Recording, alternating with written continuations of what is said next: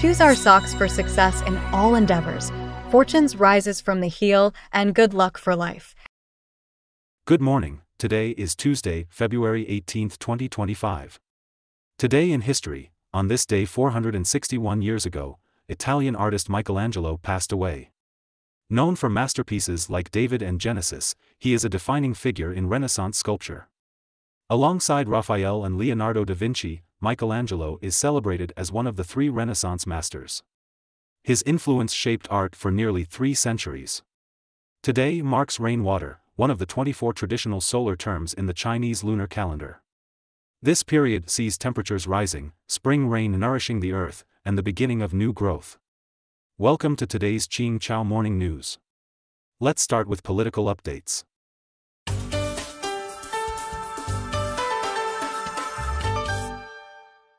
UK plans to tighten immigration laws. On February 12, the British Home Office announced new immigration regulations that would refuse citizenship to any immigrant who enters the UK illegally, including by boat or as a stowaway. The bill aims to disrupt smuggling gangs involved in illegal immigration. The move has faced criticism from some Labour MPs. Cressy, MP for the London constituency of Walthamstow, argued that denying citizenship to those granted refugee status would be wrong. The immigration legal blog Free Movement also pointed out that the policy could prevent many refugees from becoming British citizens, which could harm social integration. Philippine NBI recommends criminal charges against VP Sara. The Philippine National Bureau of Investigation, NBI, has recommended criminal charges against Vice President Sara Duterte for inciting rebellion and threatening to assassinate President Marcos Jr. The NBI claims sufficient evidence and has submitted the report to the Department of Justice, which will decide whether to proceed. If confirmed, Sara will be arrested. Philippine Attorney General Fagelan stated the report will be evaluated to assess the evidence. Sara and Marcos Jr. formed an alliance during the 2022 election, but their relationship soon soured. Late last year, Sara allegedly said she hired a hitman to kill Marcos if anything happened to her. She faces impeachment charges, including constitutional violations, betrayal of public trust, and corruption. Sara denies the allegations and calls the criminal charges expected.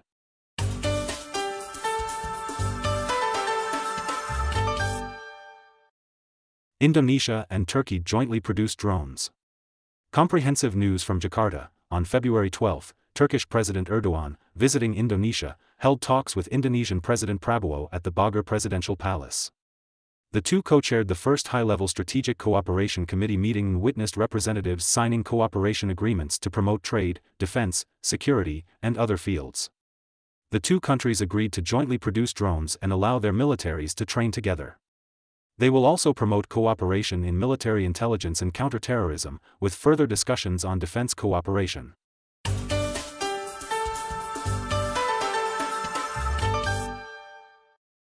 McDonald's comparable sales drop hits 5-year high. According to Reuters, on February 10, McDonald's reported a 1.4% drop in comparable quarterly sales in the United States, the largest decline since the peak of the coronavirus pandemic 5 years ago, surpassing analysts' forecast of a 0.4% drop. The U.S. is McDonald's largest market. Since late October last year, hundreds of E. coli infection cases linked to McDonald's have been reported, resulting in 1 death. The company has also removed its Quarter Pounder beef burger from thousands of U.S. stores due to contamination concerns.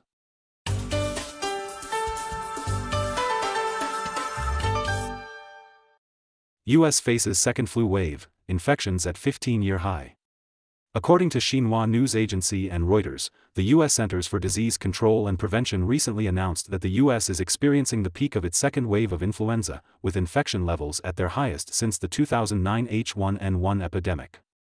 The latest data shows at least 24 million flu cases this season, with 310,000 hospitalizations and 13,000 deaths.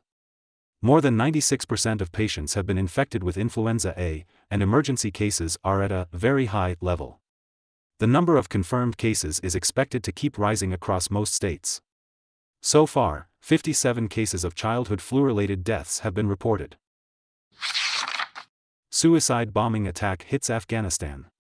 According to Reuters, 2 suicide bomb attacks recently occurred in Afghanistan. One targeted the Ministry of Urban Development and Housing office in Kabul, killing 1 person and injuring at least 3 others. The attacker was also killed. The second attack took place at a bank in Kunduz, killing 8 people. Violence in Afghanistan has decreased since the Taliban took power in 2021, ending the insurgency. However, the Islamic State has continued to challenge the Taliban's rule with shootings and bombings, drawing strong condemnation from the United Nations Security Council.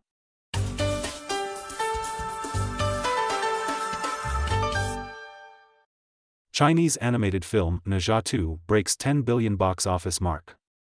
Xinhua news agency reported that the Chinese animated film Ne Zha 2 recently surpassed 10 billion yuan in global box office revenue, making it the first Chinese film and the first Asian film to achieve this milestone. It is currently ranked 17th globally and 3rd among animated films. The film was screened 3.935 million times over its 16-day release and attracted 203 million viewers. According to Maoyan Professional Editions projections, the total box office of Ne Zha 2 is expected to exceed 16 billion yuan, potentially placing it in the top 5 globally. Xinhua Finance reported that the main contract of caustic soda futures recently dropped sharply by 5.51%. Both the 2503 and 2504 contracts hit the limit down. That's all for today's Qing Chao Morning News. Thanks for watching. Join us at the same time tomorrow.